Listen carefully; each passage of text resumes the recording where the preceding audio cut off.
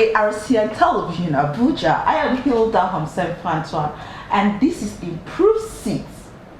And today we have a very special guest in the house.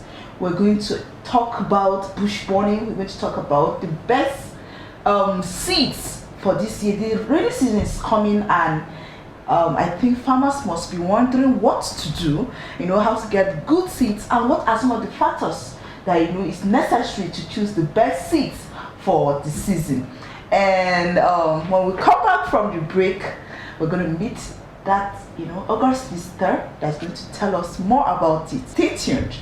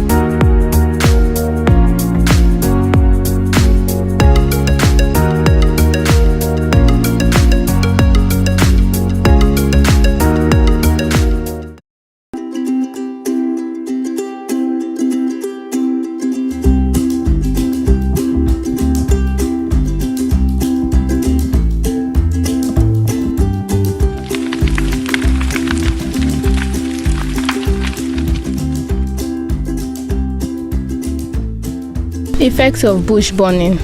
Bush burning, whether the result of a wildfire or a controlled burn, affects not only the appearance of the landscape but the quality of the soil. The landscape may quickly recover after a fire with fresh new growth and emerging seedlings. However, bush burning has a negative effect on soil conditions, and soil may take much longer to recover, according to the National Resources Conservation Service. Bush burning affects the following. 1. Soil moisture. The impact that bush burning has on soil depends largely on the intensity of the fire and how long it burns. Low intensity bush burning will affect soil conditions, although not to the degree of a fire involving hardwoods. Bush burning can cause the soil to lose its ability to absorb and retain water. After a fire, the top layer of soil may become more water repellent. This causes rain to drain off the soil without absorbing into the ground. The more intense the fire, the greater the chance that the top layer of soil will become water repellent. Once fire consumes bushes, their roots no longer pull moisture into the soil. Additionally, the loss of shade that the bushes once provided means soil moisture is more likely to evaporate. 2. Erosion. Because bush burning may cause the soil to be less stable, erosion is a major concern after a fire. The loss of root systems coupled with the water runoff caused by soil water repellency can allow much of the soil to wash away. Shallow-rooted plants are affected by unstable soil as they depend on vegetation such as shrubs and bushes to hold the soil in place. 3. Soil temperature. Burning bushes exposes the soil to the sun. This lack of shade raises the temperature of the soil. If the fire also caused the soil to become water repellent, the soil will be even warmer due to the lack of moisture, depending on the ecosystem. This warmer soil may hinder or encourage seed germination. Microbes present in the soil, if not killed by the burning, may not survive in the warmer soil. Many plants depend on soil microbes, and although they may grow, will not thrive if microbes are absent from the soil. 4. Nutrients. Nitrogen is bound in soil in an organic form. This organic nitrogen releases slowly into the soil and is made available for plants to use. Bush burning changes organic nitrogen into mobile nitrates. Plants are able to use mobile nitrates easier than organic nitrogen, and this accounts for the sudden plant growth that appears after a fire. However, mobile nitrates are more susceptible to being washed away with water runoff. Long-term bush burning creates soil that is lacking in nitrogen. Micronutrients normally present in soil with decomposing vegetable matter are lacking in soils after a fire. The combustion process of bush burning also increases soil's pH. This is problematic in ecosystems that rely on low pH values, and native vegetation may have a hard time establishing itself again.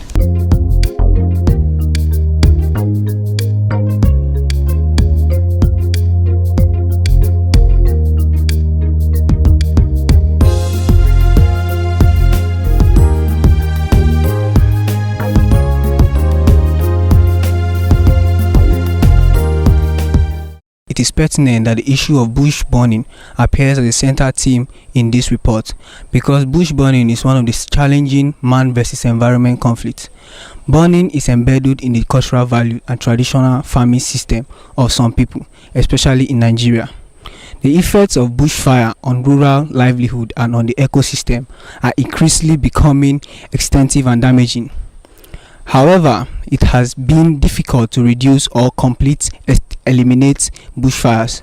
The difficulty of eliminating bushfire completely means that there is need for a clear understanding and cause and effects of bush burning, and so bushfire policies and address the undesired effects with respect to forestry, arable agriculture, rare land, soil conservation, and wildlife.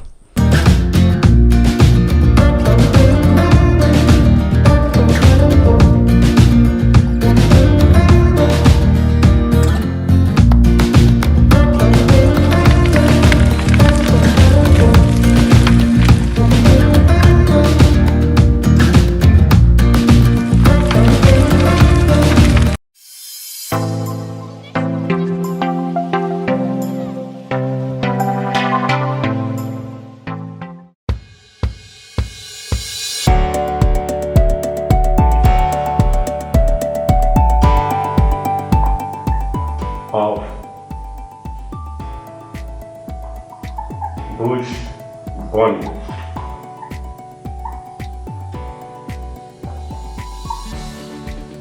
In an ecosystem.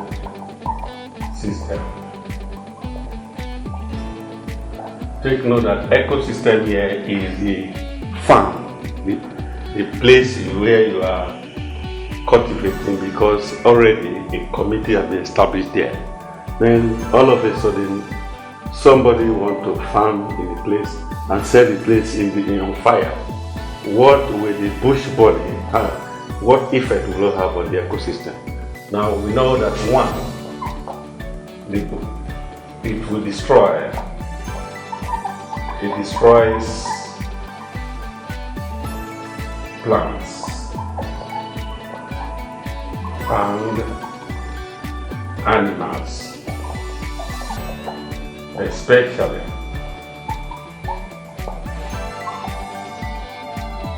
also non-mobile ones, as well as microorganisms.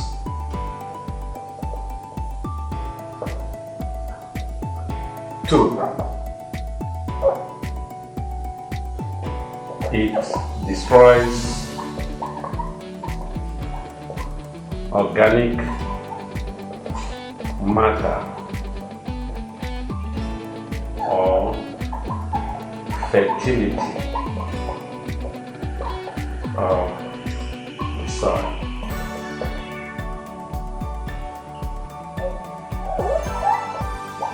It promotes denitrification because of heat and thus reduce soil nitrates. 4.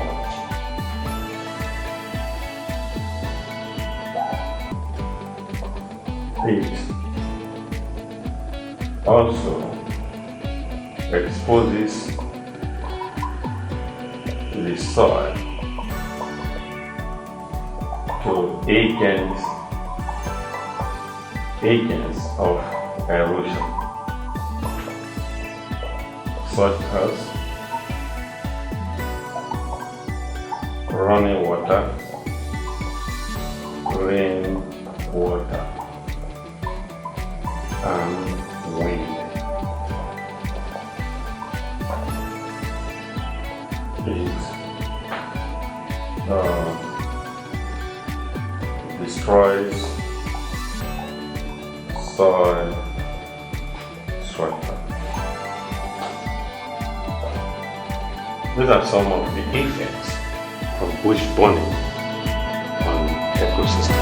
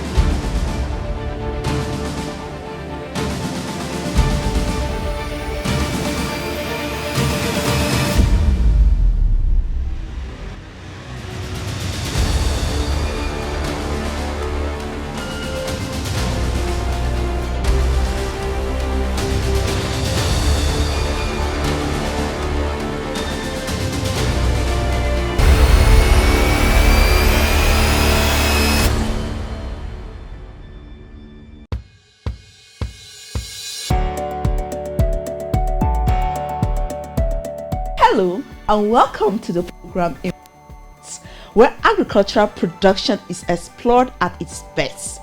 Application of adequate fertilizer is needed so as to add to the nutrients. Hence, the best soil for the planting of ginger is the sandy loamy or clay loamy, and nutrient needs to be seriously added to enhance the growth and productivity. I am Hilda Homsem Frantuam.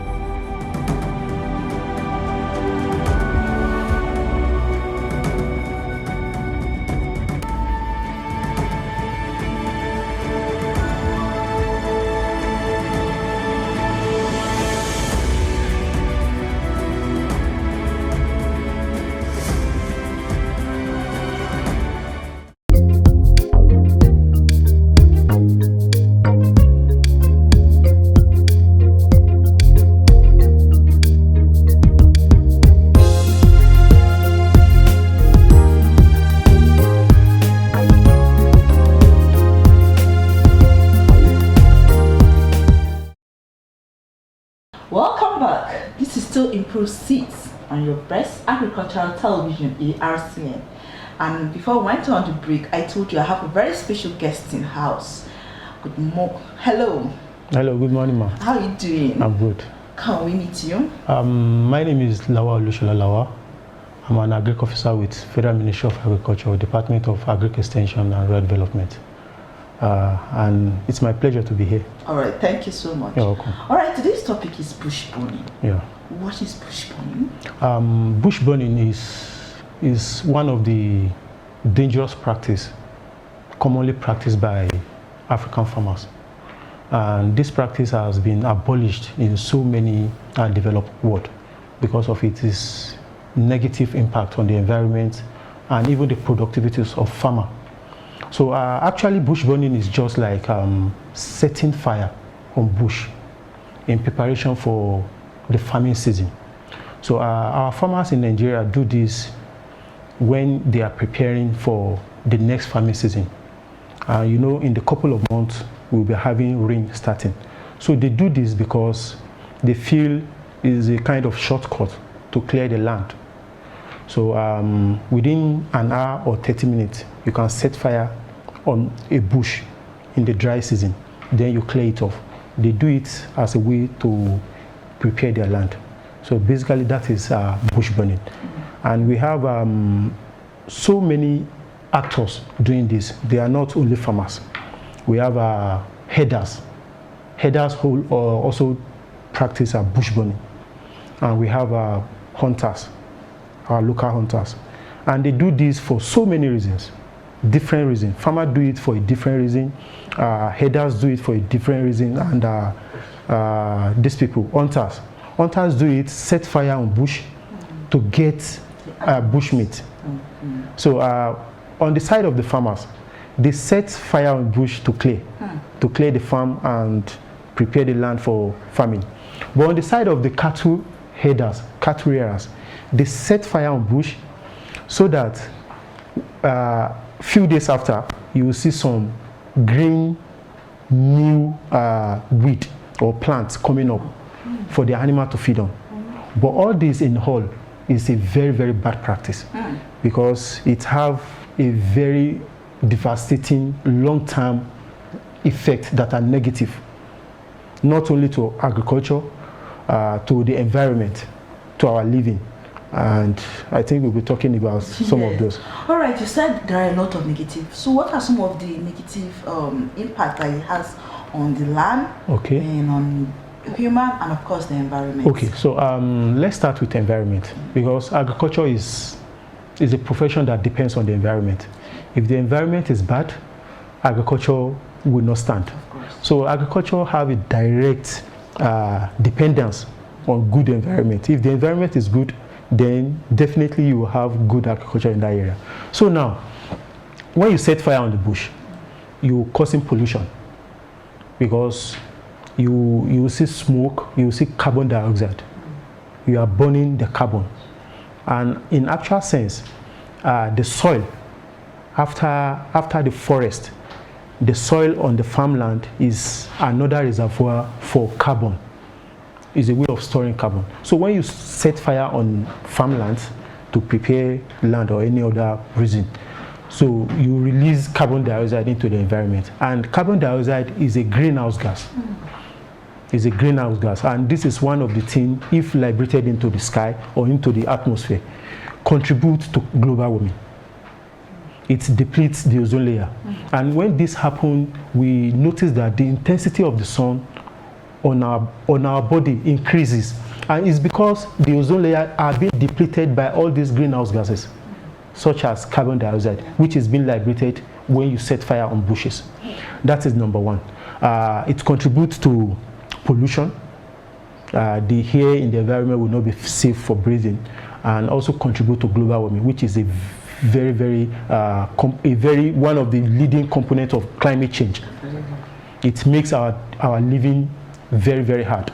The environment of the earth will continue to increase, and the cloud in the sky will not be able to hold some water in the rainy season, and we have a whole lot of heavy downpour. So it have a very, very devastating effect on the environment. That's number one. And with the heavy rainfall, we have erosion. Good. Now, talking about erosion, thank God you go into that aspect. When you set fire to your land in a bid to clear the land, you are exposing the land to agent of erosion. So you exposing it to wind erosion, to soil erosion. And when you set fire on bush, now let us talk about the effect it have on some things that will affect productivity in agriculture. Now, when you set fire on the soil, it increases the temperature. Sure. And this temperature have direct impact on the soil microorganisms. these microorganisms are very, very important to carry out some reaction that will be beneficial for plant growth. And when you set fire on them, the temperature will increase, sometimes above 100 degrees Celsius. And most of them, if not all of them, will die. So what you are doing in essence is that you are reducing the population of the microbes in the soil, which is having a negative impact on productivity. And this one will happen over time. That's number one. Number two thing is that it makes the soil sterile, and it reduces its ability to hold water, to retain and hold water. And when soil loses this ability, now you will not be able to practice agriculture for a prolonged time, because the soil doesn't have ability to hold water. If it doesn't rain in a week, you will see your plant or your crop withering. They will be dying because that soil don't have capacity to hold water, because you've been setting fire on it. So when soil loses this ability, it also predisposes the soil to erosion. Any small rain like this, you will see the topmost layer of the soil being washed away. And this can result into gully, to a whole lot of things. When you apply fertilizer, the soil will not be able to hold. So those are the things. Another thing is that when you do this, it's have a way of increasing the pH of the soil. And when the pH of the soil increases, then the soil is becoming acidic. What is pH? pH is a scale of measuring the acidity and the alkalinity of the soil. So we have three scales. We have the acidic soil, we have the alkaline soil, and we have the neutral soil. So the neutral soil is the best type of soil that will support the growth of variety, if not all type of crop. So now when you set fire on the soil, it tends to increase the pH, and the soil will be becoming acidic. And when soil becomes acidic, you will be limited to the type of crop you'll be able to grow. So because we have few soil that have requirement for acidic soil. So when you do this to your soil, it's just like you are shooting yourself in the leg. You are making the soil less productive.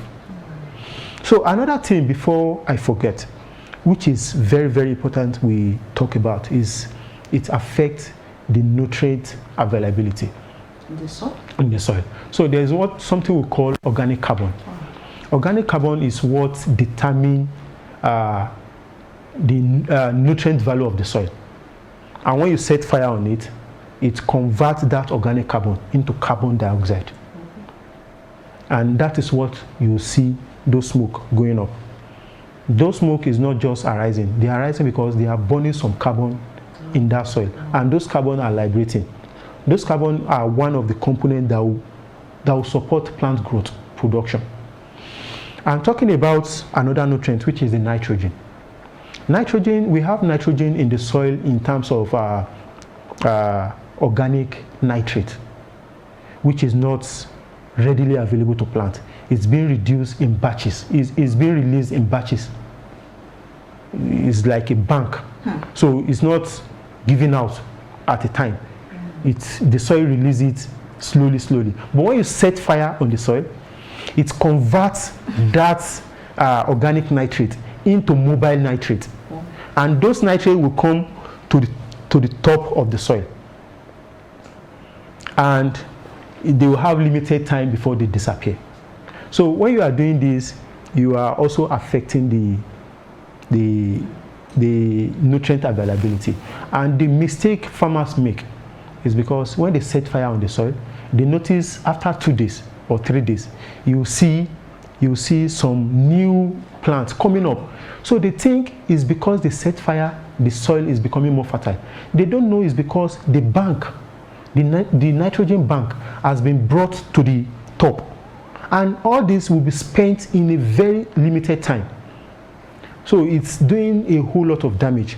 And maybe during the first weeding, they weed it out and the whole nutrient is gone.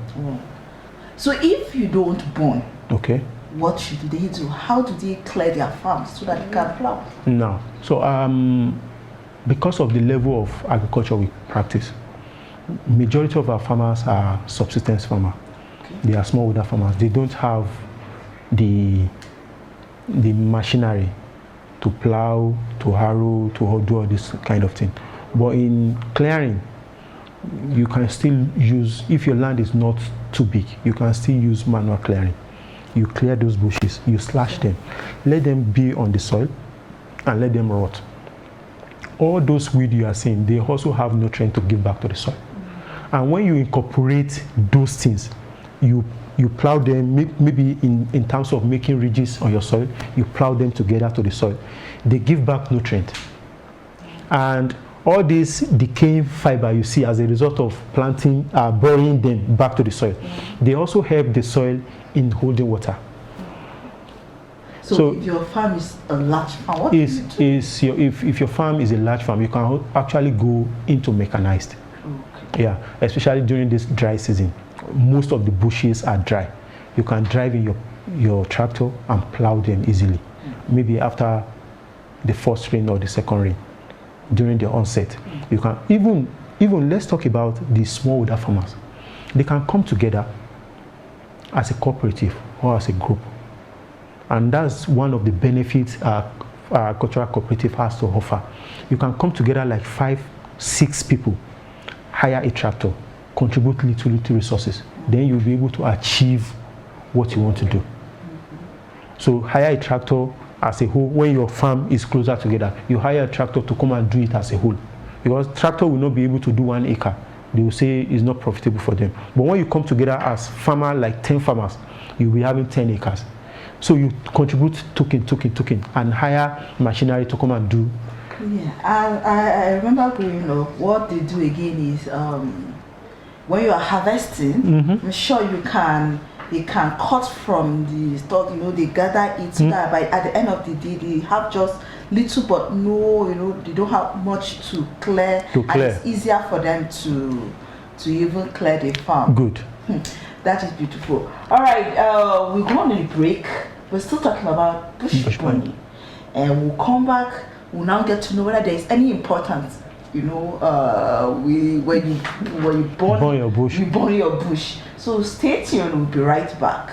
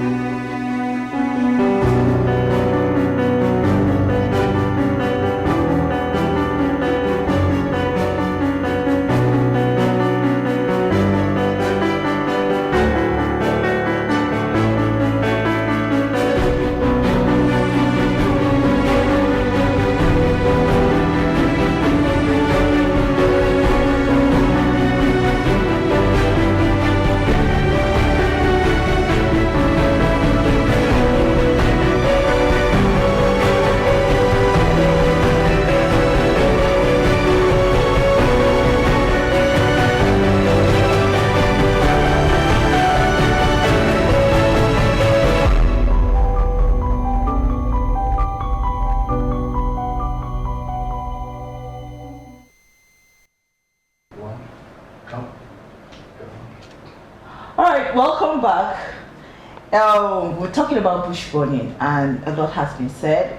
They talked about the importance of bush burning. If there is, that's what we're going into now. But before we went on the break, we talked about bush burning, the effects of bush burning, how it affects the soil, how it affects cause soil erosion, and a lot of things. So, Mr. Lawal, tell us more. Is there any importance, when you burn your bush?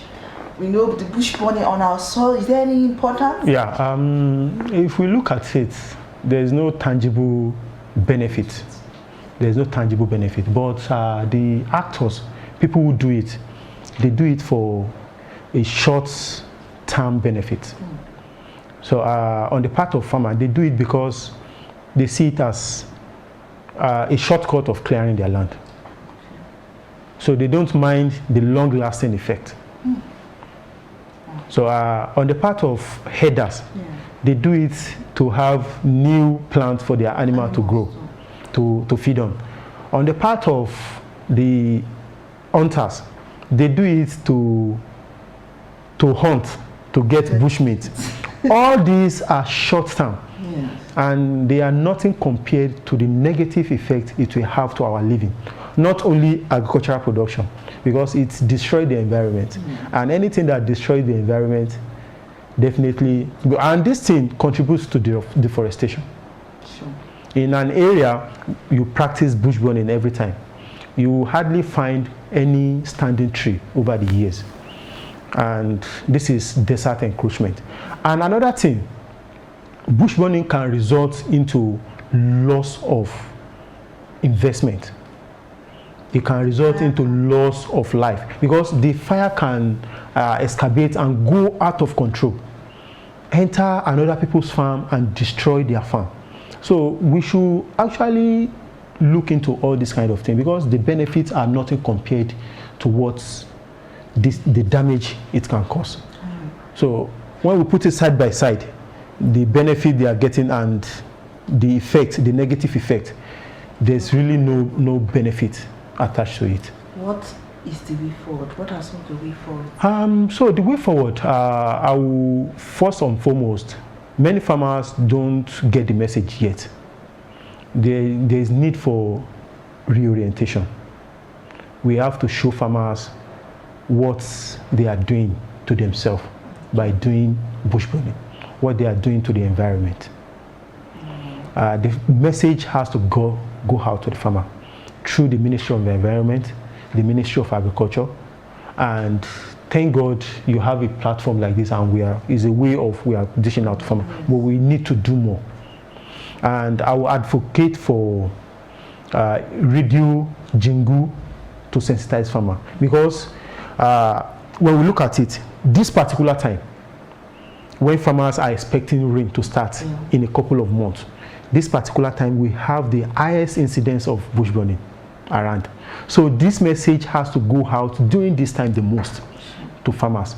Ministry of Environment have to put more effort. Ministry of Agriculture have to put more effort.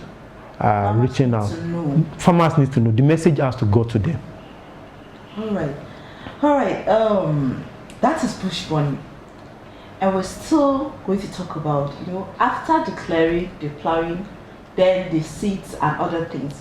But if we do not have good seeds, it's a problem. It's a problem.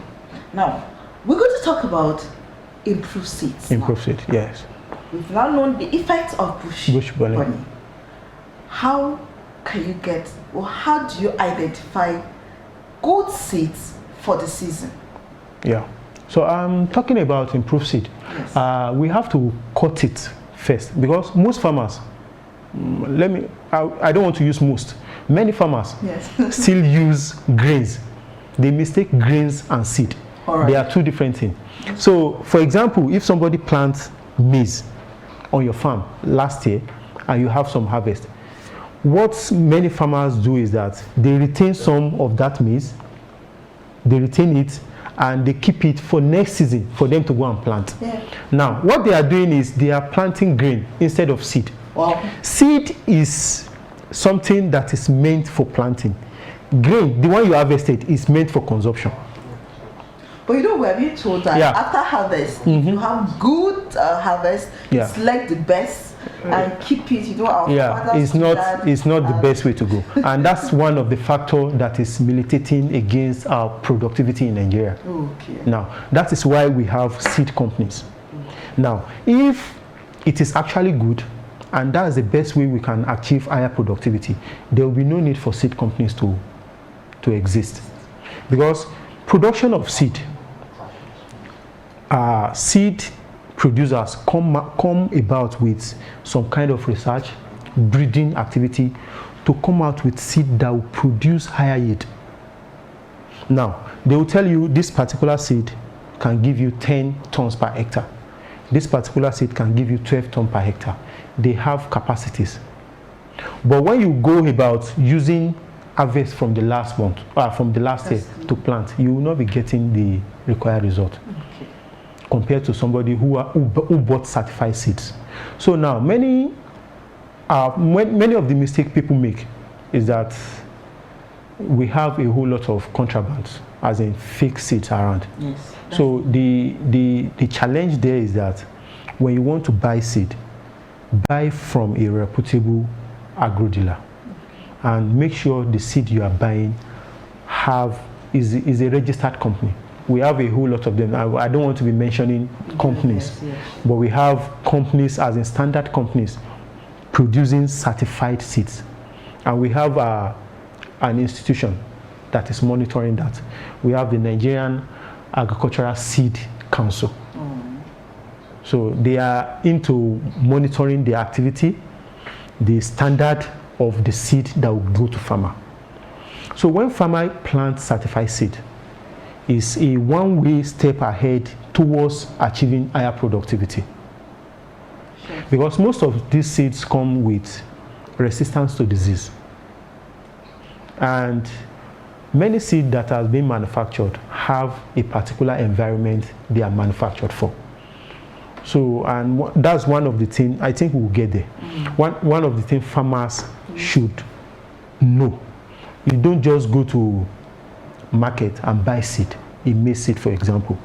The maize seed that is meant for the arid region in the drier part of the north is different from the maize made for the southern part. Tell us more about that, because I know farmers just go, okay, we watch on TV or we heard on radio that this seed is good for this. Good. So maybe enlighten our viewers so that we would know how to go about it. Now, there are so many factors we have to consider before settling down for any type of seed. Okay. Now, and number one is the environment you are in. So if you heard from somebody, oh, I planted this variety of maize and it gave me a whole lot of harvest last year. Now, it's good. If that person is in your vicinity, you can actually adopt and you go to seed store, you buy that seed and grow on your own farm because you are in the same environment.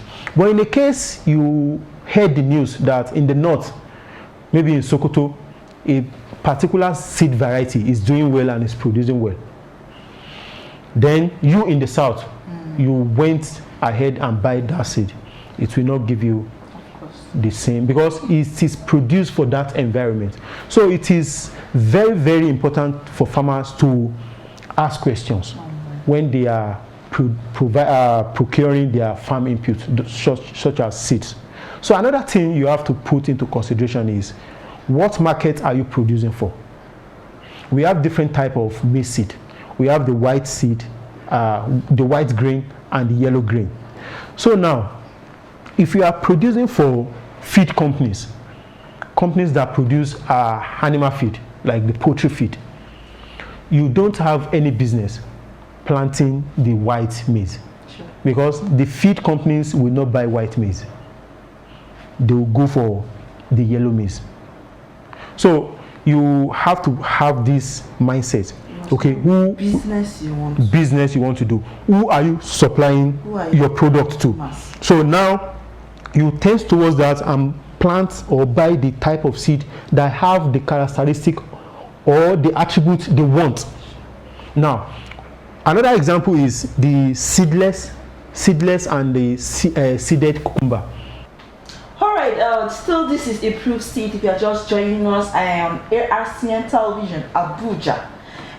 We still have our guests in the house. We'll go on break, and when we come back, we'll talk more about the seeds. You know, we talked about bush burning, the effects of bush burning, the importance, if there was or there is, of bush burning, and basically is on the actors, as our guest has said. You know, it's based on what they are going to achieve at the end of the day. So we're back to seeds. You know, the season is still coming and we're all expecting the rain. And so he is also talking about the best seeds for us to select so that we can use it. He is also refusing the fact that, well, we save our last year's grains so that we can plant this thing. It's called grains, not improved seeds. And there are companies, registered companies that have improved seeds that farmers can go in and get it. So don't go anywhere. We'll come back and explore more. This is still a RCN television. We'll be right back.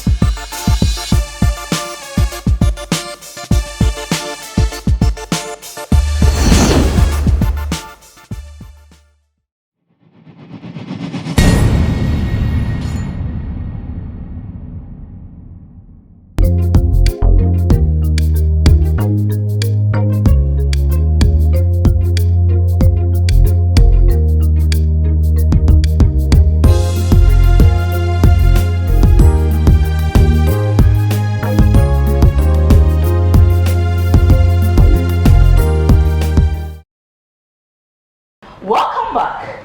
Hope you are enjoying it. All right, you were talking about, you've told us how not to even keep our last year's grain for this year, and you were telling us that there are, good companies that are registered. So can we hear more about what you were trying? Okay, so I was talking about the factors farmers need to consider before settling for any seed. Yes. So you have to be sure that the seed you are buying is meant for your environment. Don't go and be planting a seed meant for the southern part of the country where the rain is more, and you are planting such seed in the northern part of the country. It will not be doing well. So, and another thing is that farmers must know their market before they settle for any type of seed. So we have different type of variety of crop now. We have the yellow maize, we have the white maize.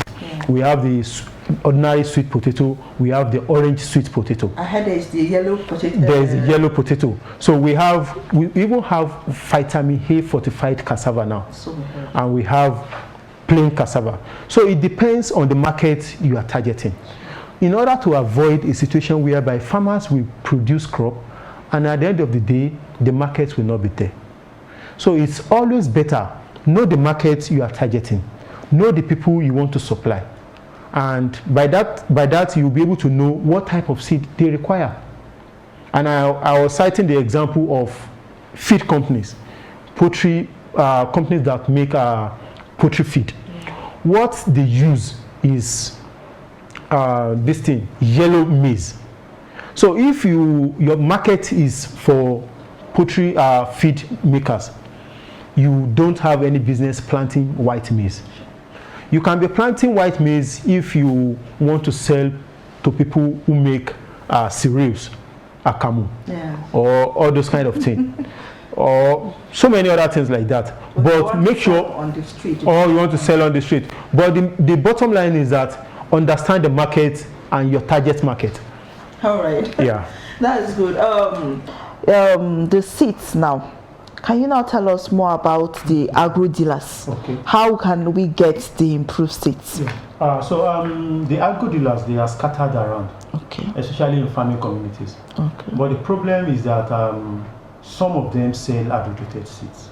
Wow. So my advice to farmers is that when you go to agro dealers, go to major ones. Okay. If you cannot find major ones, the one in your area, tell them, maintain your stand that you need seed, certified seed from a reputable company, not those ones they pack in sachet that doesn't have labels. Okay. Buy seed only from a packaged, and the package is showing the company's name. So you buy this kind of seed. Don't buy seeds that are not labeled. So unbranded seeds is a way, because if you are not getting the result, you don't know the company to blame. So that's just that about. All right. Then, how do you identify these agro dealers? How do we know them? You know, is it just So agro dealers, Yes. agro dealers are those people that open shop and sell farm input. Okay. They sell chemicals, they sell fertilizers, they sell knapsack sprayer.